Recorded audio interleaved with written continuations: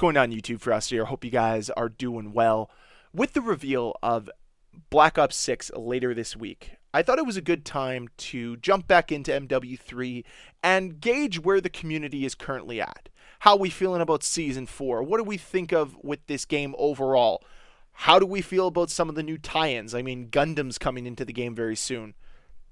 Would never have believed there would be a Call of Duty Gundam crossover 5 years ago, but here we are.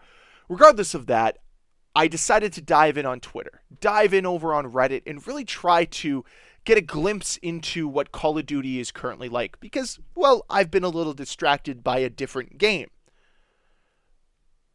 Lo and behold, the same issues persist. The same problems that Call of Duty has had all year still remain. And this is one of the core issues that Call of Duty has had for several years.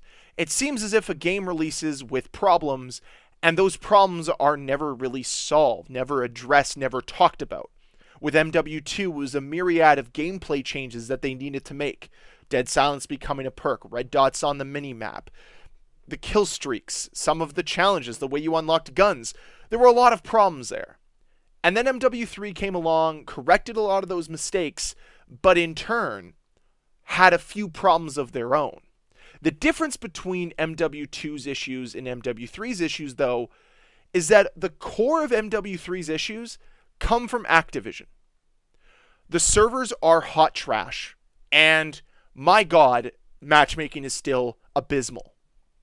But I want to focus on the former instead of the latter today, because I've talked skill-based matchmaking enough here. Instead, I want to go in on the servers that Call of Duty currently has, because this seems to be a core issue and has been for quite some time.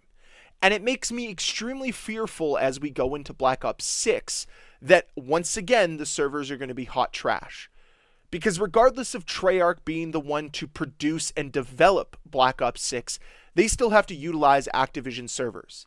And unfortunately, despite revenues going up, despite popularity remaining the same, the servers have become noticeably worse over the last several years. Call of Duty used to be the epitome of connection, used to be the epitome of hit detection. That's all gone now. Packet burst has entered the chat and has never left.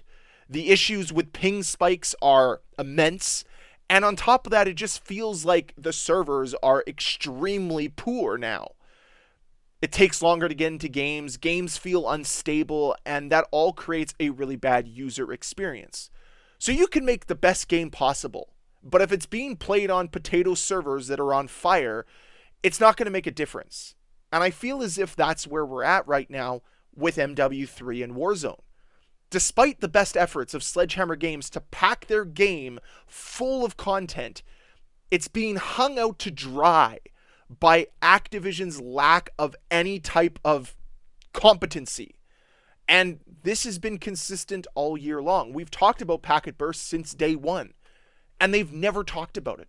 Never once have decided to mention that there needs to be some extra stability on their servers, that they're working on eliminating packet burst.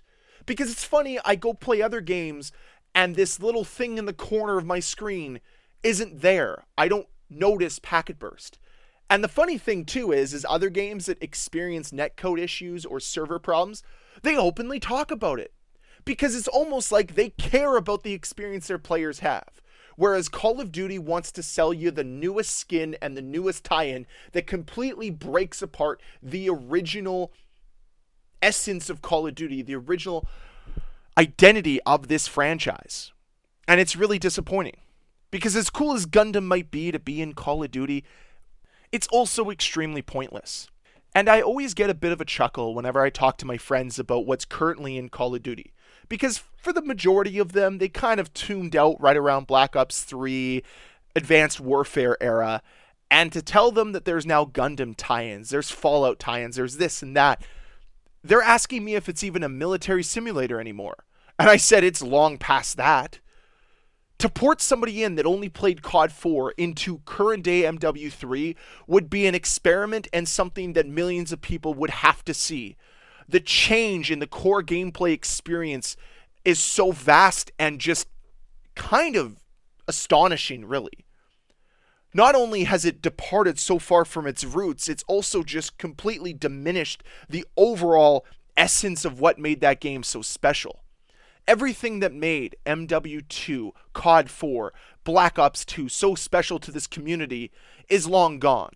In its place is a $40 bundle, Gundam characters running around the map, bunny rabbits, slide canceling around corners, your favorite maps that you played during the MW2 era, completely devoid of any real character now. As players that used to battle for nukes now battle for the craziest emoji that they can put on their character.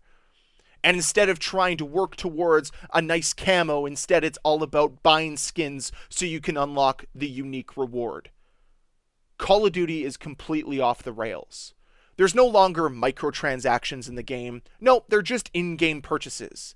Something that used to be $2.99 and apply to every single weapon you had is now $40 and works for one character, and that's it.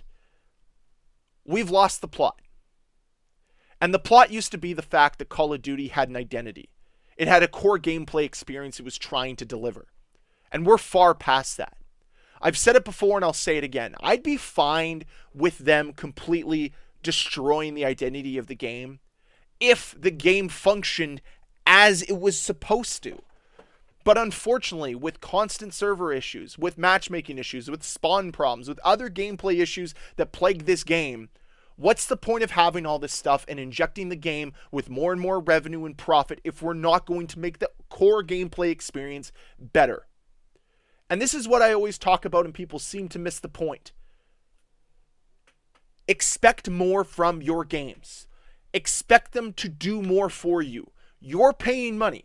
Not only does Call of Duty cost $70, $80, $90, $100, you're also buying battle passes and in-game purchases to increase that bottom line every single month.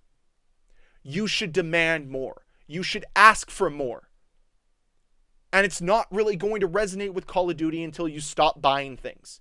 So for every person that complains about a server, I really hope you're not out there buying the battle pass. Really hope you're not out there buying a bundle. Because you're contradicting yourself. You're asking for change, but you're supporting what's going on. As bad as the servers are in Call of Duty, they have no incentive to change it until you vote with your wallet. This has been consistent for years. And as they've made more and more revenue, they consistently take away from the experience to see what it's going to take for you to fundamentally break. And chances are, they've got a long way to go. Because I've seen what this community is willing to shill out for, and oh boy, are they willing to shill out for anything. Demand better, expect better. But don't support this nonsense.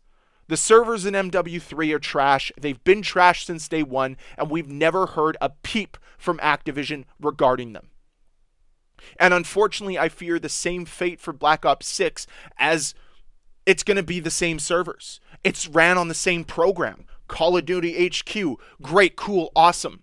So it's going to be basically the same game yet again, with the same core issues, with the same model problems, with the same hit detection problems, all to over-monetize the game and sell you junk.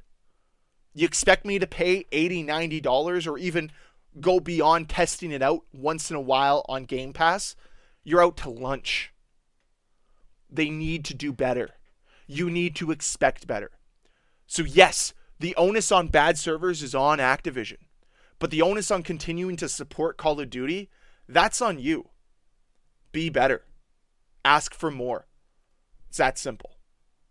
Anyways, that's it for the video today. I decided to go on a bit more of a classic Call of Duty rant for this channel, but I think it was warranted. Tired of seeing the same criticisms from this community time and time again, and little to no action being taken from Activision. Simple as that. But I'd love to hear your thoughts down below in that comment section. And as always, guys, thank you very much for watching. If you enjoyed this video, please hit that like button. If you want to see more videos from me, please hit that subscribe button. I'll see you guys next time. Bye.